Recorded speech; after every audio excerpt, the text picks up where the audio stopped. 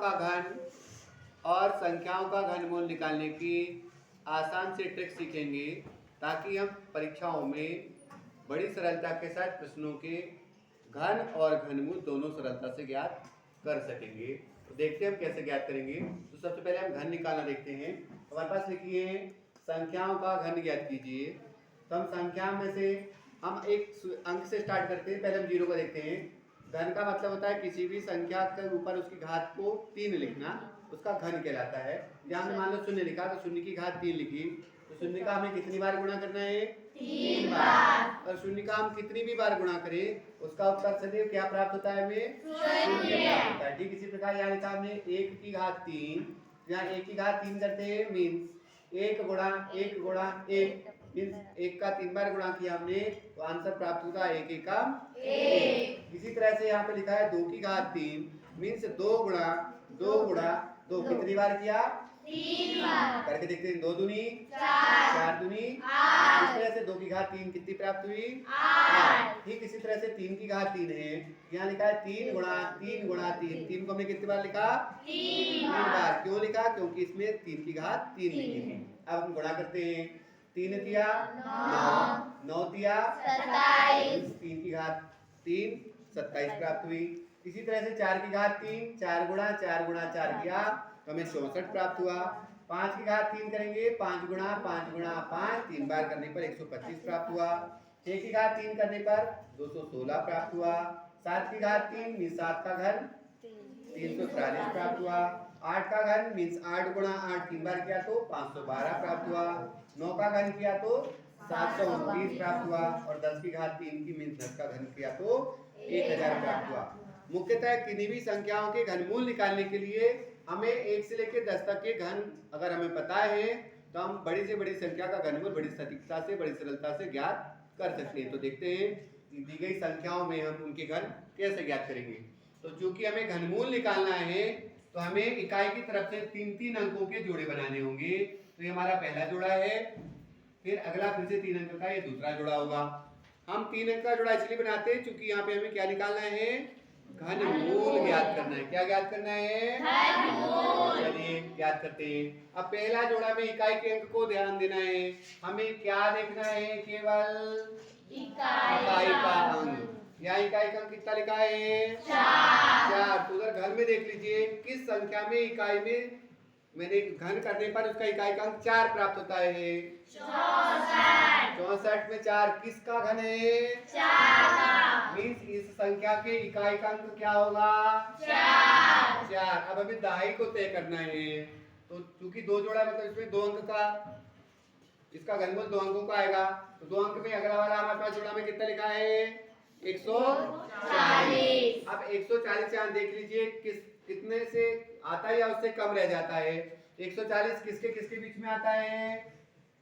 इन दोनों के बीच में। परंतु 216 तो ज्यादा हो जाता है, इसलिए उससे ठीक पहले की संख्या लेनी है हमें। मीन्स 125 किसका घन है? 5 का। मीन्स उसका दहाई का अंक क्या प्राप्त होगा?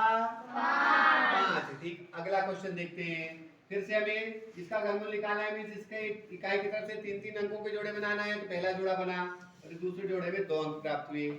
यहाँ देखिएगा इसके इकाई के अंक में कितना लिखा हुआ है? 7 दिख रहा है। मीन्स वहां पर देख कीजिए 1 से 10 में किसके इकाई में 7 आ रहा है? 27। किसके इकाई में आ रहा है? 27। किसके घर में आ रहा है? 3। इसका इकाई का क्या प्राप्त होगा? 3। अब दहाई पता करना है। यहाँ लिखा है 79। 79 किसके बीच में आ रहा है? देखिए 27 और 64 से ज्यादा है तो किस में आएगा? इनमें। 64 से ज्यादा और 125 से कम। अब 79 125 से तो कम है, मीन्स उसके पहले वाली संख्या का घन है। ये किसका है यहाँ पर? 4। मीन्स 79,507 किसका घनमूल होगा? 43। इसका घनमूल क्या प्राप्त होगा? 43। ठीक इसी प्रकार यहाँ पे फिर से जोड़ा बनाइए। 144 और फिर से 262 कितने जोड़े बने? 2। मीन्स ये भी 2 अंकों इसका घनमूल भी 2 अंकों का प्राप्त होने वाला है। चलिए इकाई को तय करते हैं। इसकी इकाई में क्या लिखा हुआ है? 4। हमें केवल इकाई देखना है, वहां भी इकाई देखना है। देखिए इकाई किस में आ रहा है? 64। किसका घन है? 4। इकाई का अंक क्या होगा? 4। हमें दाई का अंक तय करना है। दाई का अंक यहाँ से तय होगा। देखिए इसमें क्या हो रहा है, 262। 262 किसके किसके बीच में? 216 और 343। तो यहाँ पर देखिए 343 तो बड़ी संख्या है, उसके ठीक पहले वाली 216 किसका घन है? 6 का। मींस ये किसका, इसका घनमूल क्या प्राप्त होगा? 64। ठीक इसी प्रकार नेक्स्ट क्वेश्चन है हमारे पास, क्या लिखा हुआ दिखाई दे रहा है? पहला जोड़ा हमारा 509 का, दूसरा जोड़ा 328 का। हमारे पास पहले जोड़े के इकाई में क्या लिखा हुआ है? 9 लिखा हुआ है। देखिए वहां पे किसके इकाई में 9 आ रहा है? 729। वो किसका घन है? 9 का। इस संख्या के इकाई का अंक क्या प्राप्त होगा? 9। दाई का अंक हमें पता करना है। देखते हैं दाई का अंक क्या प्राप्त होता है। अब 328 उनमें से किसके बीच आ रहा है? 328, 216 और 343 के बीच में। पर 343 तो बड़ी है, उसके ठीक पहले की, तो क्या लेंगे हम? 6। तो देखिए इस संख्या का घनमूल क्या प्राप्त हुआ? 69। कितना प्राप्त हुआ? 69। ठीक इसी प्रकार अब नेक्स्ट क्वेश्चन को देखते हैं। लिखा है 125 पहला जोड़ा, तो उसके इकाई का क्या है हमारे पास? 5 है। अब देखिए 5 किस में आ रहा है? किसके घर में 5 आ रहा है? 5 के। तो इकाई का क्या प्राप्त होगा?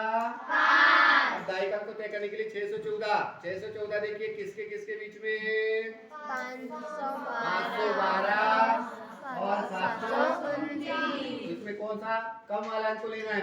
512 किसका घन है? 8। मींस इसमें दाई का अंक होगा 8। तो इस संख्या का घनमूल क्या प्राप्त हुआ? 85। सबकी बात समझ में आई है?